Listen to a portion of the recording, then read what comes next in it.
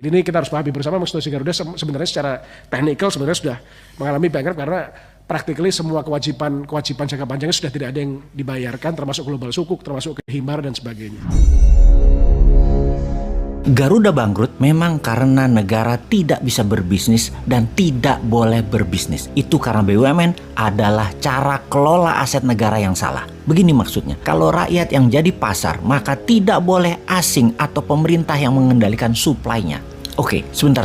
Kita harus berusaha menjelaskan sisi ekonomi BUMN dari kacamata lainnya. Sungguh, berat memang kalau pemahaman sosialis sudah masuk ke dalam pikiran bawah sadar banyak masyarakat, terutama para politikus yang arah politiknya ke kiri, ke sosialis. Bisnis itu akan berjalan baik kalau yang menjalankan adalah mereka yang berpikiran liberal atau bebas. Kita bukan anti-sosialis yang pemerintahnya mengendalikan rakyatnya dengan kekangan yang ketat, di mana itu adalah tingkah sosialis kuno yang dianut banyak aliran partai politik di Indonesia dengan bungkusan nasionalis sosialis, istilah politiknya. Ini harus diluruskan pemahamannya. Nasionalis liberal lebih lincah daripada nasionalis sosialis di dalam membangun ekonomi negara. Bahkan Newman mengambil aliran politiknya adalah nasionalis patriotis yang lebih agresif ekonominya sampai ekspansi ke luar negerinya negara bantu full. Pemahaman ekonomi patriotik nasionalis adalah tengah bawah. Baik, kita jelaskan sekali lagi pemahaman politik dan ekonomi dari kaum Newman. Bayangkan ada 4 kolom di depan Anda sahabat. Sisi kiri atas A,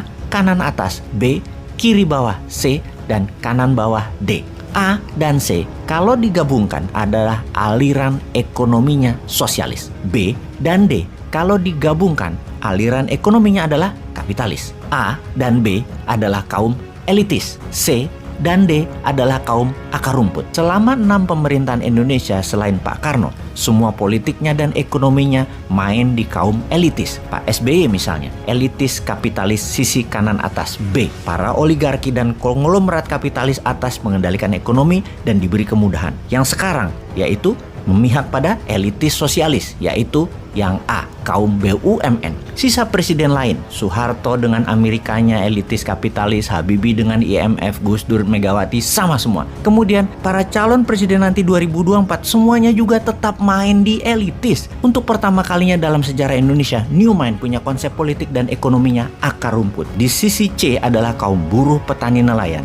Di sisi D adalah UKM. Ini jelas berlawanan dengan saat ini. Karena jika Newman mendapat mandat, maka 800 BUMN yang berkuasa saat ini tinggal 50. Di mana yang 750 BUMN, pasarnya, bisnisnya akan dibagi-bagi, diberikan kepada 1 juta UKM. Oligarki dengan monopolinya selama ini pasti akan dipecah pasarnya dan fasilitasnya didistribusikan ke 5 juta UKM kelas menengah yang akan menghidupkan 20 juta UKM kelas mikro dan kecil. Jadi mulai paham kenapa ketika BUMN yang telah diprediksi pasti merugi sejak pejabat sekarang punya gaya pemerintahan membangun proyek tidak terlalu produktif, kebanyakan konsumtif, namun keren dilihatnya, membuat banyak BUMN merugi karena semua itu dibangun memakai pinjaman atau hutangan. BUMN gampang dikendalikan oleh kekuatan politik, sementara politik itu bukan ahli ekonomi. Kalau drive-nya politik, maka kegiatan ekonomi bukan cari untung tetapi cari populer. Drive ekonomi harusnya taat pada kebutuhan pasar, bagaimana menciptakan demand dan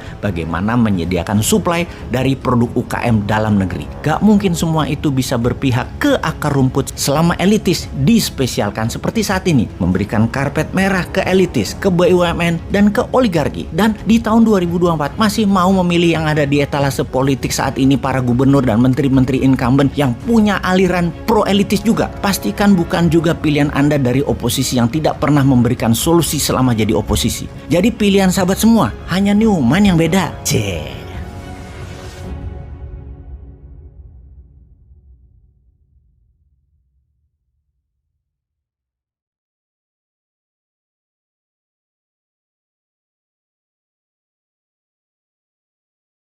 Jadi ini kita harus pahami bersama, Institusi Garuda sebenarnya secara teknikal sebenarnya sudah mengalami bankrupt karena practically semua kewajiban jangka panjangnya sudah tidak ada yang dibayarkan, termasuk global sukuk, termasuk himar dan sebagainya. Garuda bangkrut memang karena negara tidak bisa berbisnis dan tidak boleh berbisnis. Itu karena BUMN adalah cara kelola aset negara yang salah. Begini maksudnya, kalau rakyat yang jadi pasar, maka tidak boleh asing atau pemerintah yang mengendalikan suplainya. Oke, sebentar. Kita harus berusaha menjelaskan sisi ekonomi BUMN dari kacamata lainnya. Sungguh, berat memang kalau pemahaman sosialis sudah masuk ke dalam pikiran bawah sadar banyak masyarakat, terutama para politikus yang arah politiknya ke kiri, ke sosialis. Bisnis itu akan berjalan baik kalau yang menjalankan adalah mereka yang berpikiran liberal atau bebas. Kita bukan anti-sosialis yang pemerintahnya mengendalikan rakyatnya dengan kekangan yang ketat, di mana itu adalah tingkah sosialis kuno yang dianut banyak aliran partai politik di Indonesia dengan bungkusan nasionalis sosialis. Istilah politiknya ini harus diluruskan pemahamannya. Nasionalis liberal lebih lincah daripada nasionalis sosialis di dalam membangun ekonomi negara. Bahkan Newman mengambil aliran politiknya adalah nasionalis patriotis yang lebih agresif ekonominya sampai ekspansi ke luar negerinya negara bantu full. Pemahaman ekonomi patriotik nasionalis adalah tengah bawah. Baik, kita jelaskan sekali lagi pemahaman politik dan ekonomi dari kaum Newman. Bayangkan ada 4 kolom di depan Anda sahabat. Sisi kiri atas A, kanan atas B, kiri bawah C, dan kanan bawah D.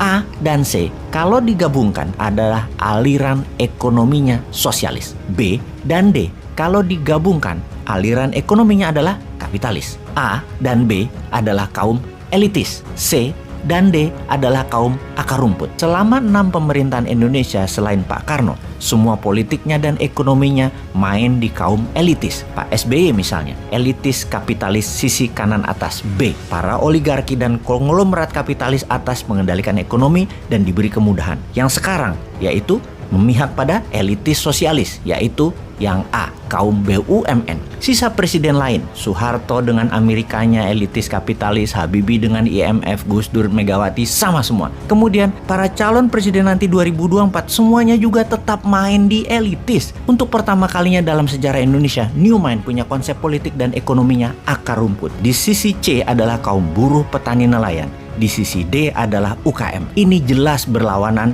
dengan saat ini. Karena jika Newman mendapat mandat, maka 800 BUMN yang berkuasa saat ini tinggal 50. Di mana yang 750 BUMN, pasarnya, bisnisnya akan dibagi-bagi, diberikan kepada 1 juta UKM. Oligarki dengan monopolinya selama ini pasti akan dipecah pasarnya dan fasilitasnya didistribusikan ke 5 juta UKM kelas menengah yang akan menghidupkan 20 juta UKM kelas mikro dan kecil. Jadi mulai paham kenapa ketika BUMN yang telah diprediksi pasti merugi sejak pejabat sekarang punya gaya pemerintahan membangun proyek tidak terlalu produktif, kebanyakan konsumtif, namun keren dilihatnya, membuat banyak BUMN merugi karena semua itu dibangun memakai pinjaman atau hutangan. BUMN gampang dikendalikan oleh kekuatan politik, sementara politik itu bukan ahli ekonomi. Kalau drive-nya politik, maka kegiatan ekonomi bukan cari untung tetapi cari populer. Drive ekonomi harusnya taat pada kebutuhan pasar, bagaimana menciptakan demand dan bagaimana menyediakan supply dari produk UKM dalam negeri. Gak mungkin semua itu bisa berpihak ke akar rumput selama elitis dispesialkan seperti saat ini, memberikan karpet merah ke elitis, ke BUMN dan ke oligarki. Dan di tahun 2024 masih mau memilih yang ada di etalase politik saat ini para gubernur dan menteri-menteri incumbent yang punya aliran pro elitis juga. Pastikan bukan juga pilihan Anda dari oposisi yang tidak pernah memberikan solusi selama jadi oposisi.